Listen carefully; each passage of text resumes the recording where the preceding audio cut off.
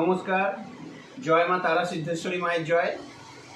আমি অ্যাস্ট্রোলজার বিক্রম শাস্ত্রী, আর আজ আপনাদের কাছে আবার একটি নতুন ভিডিও নিয়ে চলে এসেছি। আজ আমি আপনাদেরকে বলবো শত্রু বশীকরণের ঘরোয়া প্রতিকার বা টোটকা। আমরা পথ চলতি যে কোনো মানুষের কাছে সবার আগে এটা শুনি যে আমরা ভীষণভাবে শত্রুর দ্বারা পীড়িত। শত্রু বা ঘরে শত্রু, বাইরে শত্রু বা কাজের জায়গায় শত্রু, সবসময় কেউ আমার সঙ্গে শত্রুতা করছে। পাশাপাশি বাড়িতে থাকি, দেখা গেছে সে আমার সঙ্গে হিংসা করছে বা প্রত্যেকটা কাজে আমার বাধা দিচ্ছে সে, বা কাজের জায়গায়ও সেম, বা যে কোনো ক্ষেত্রে যে কোনো পদক্ষেপে ভীষণভাবে শত্রুর দ্বারা তারা পীড়িত। যে কোনো ব্যক্তি, যে কোনো সময়, যে কোনো মানুষ।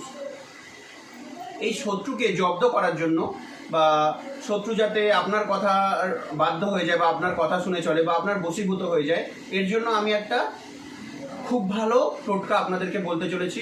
এটা আপনারা যদি নিজের জীবনে কাজে লাগাতে পারেন তাহলে অবশ্যই খুব ভালো ফল পাবেন। তাহলে বলি এই টোটকার জন্য আপনাদের কি কি সামগ্রী লাগবে। এই টোটকার জন্য আপনাদের লাগবে একটি ভূজ্যপত্র, অর্থাৎ ভোজপত্র, যেটা আমাদের দশকর্মার দোকানে আপনারা পেয়ে যাবেন। একটুখানি মধু লাগবে, খুব অল্প একটু পরিমাণ মধু লাগবে। আর লাগবে একটা কালো পাথর বাটি। শিবলিঙ্গের নিচে যে কালো পাথর বাটি থাকে, ওই কালো পাথর বাটি হলেই হবে। ঠিক আছে, এবার বলি টোটকাটা, ভালো করে শুনে নিন। যে কোনো বুধবার দিন সকাল সকাল একটু স্নান করে নেবেন।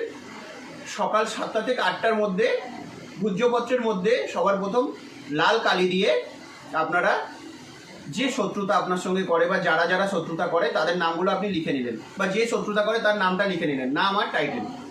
তাহলে বুধবার দিন সকাল 7টা থেকে 8টার মধ্যে ভোজ্যপত্রের মধ্যে নামটা লিখে নিলেন শত্রুর, লিখে কালো পাথর বাটির মধ্যে মধুটা ঢেলে দিলেন এবং ভোজপত্রটা ভালো করে মুড়িয়ে ওই মধুর মধ্যে চুবিয়ে দিলেন। কালো পাথর বাটির মধ্যে যে মধু ঢালা আছে তার মধ্যে চুবিয়ে দিলেন।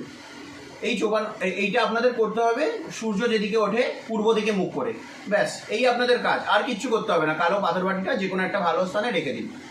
এইটা আপনারা যদি করতে পারেন, দেখবেন যে শত্রুতা আপনার সঙ্গে করতো বা করছিল, সে যেখানেই হোক, যেই হোক, যত দূরেই হোক, বা পাশের বাড়ি হোক বা কাজের জায়গায় হোক, দেখবেন ধীরে ধীরে আপনার সঙ্গে শত্রুতা করা বন্ধ করে দিচ্ছে, আপনার সঙ্গে ভালো বিহেভিয়ার করা শুরু করছে, ভালো সম্পর্কে জড়ানোর চেষ্টা করছে, ভালো কথাবার্তা বলছে।